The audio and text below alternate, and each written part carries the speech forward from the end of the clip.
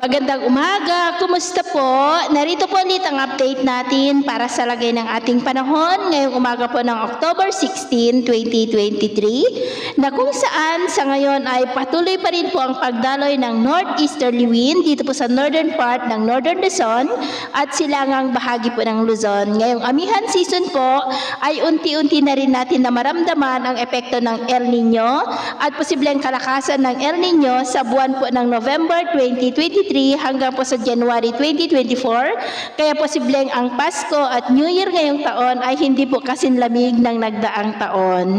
At sa atin naman po ang long range forecast ay wala rin po tayong bagyo na namamataan mula rito na tatawid po sa ating bansa for the next 5 to 7 days o hanggang po sa matapos ang buwan na ito ay storm free po tayo. At sa lagay po ng ating panahon ngayon ay generally fair weather po sa malaking bahagi ng ating bansa, maliban lamang sa mga tsansa ng mga isolated rain sa ilang bahagi po ng Quezon, Occidental Mindoro, Palawan, Samar Provinces, Leyte, Northern Cebu, Southern part ng Negros, Basilan, Zamboanga City, Liloy, Zamboanga del Norte, Cagayan de Oro at Surigao del Norte. At mamaya po ay sisikat ang araw sa malaking bahagi ng ating bansa, maliban lamang sa mga tsansa ng maulap na kalangitan na may mga pulupulong pag-ulan sa ilang bahagi po ng Palawan, Masbate, southern part ng Samar, Bohol, ilang bahagi po ng Metro Manila, Bataan, Polillo Island, ilang bahagi ng Batangas,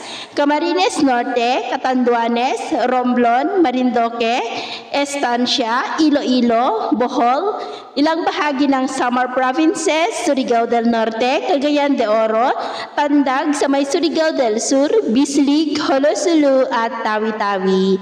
At mamayang hapon po, mas maraming lugar na sa ating bansa ang makakaranas ng maulap na kalangitan na may mga pulupulong pag-ulan. Kaya kung lalabas tayo sa ating mga tahanan ay ugaliin po natin lagi ang magdala ng kahit anong panangga natin sa init ng araw at proteksyon na rin po sa mga biglaang buhos ng ulan. Sa atin naman po mga baybayin, medyo maalon po dyan sa silangang baybayin ng ating bansa, maging po sa mga baybayin ng extreme Northern Luzon.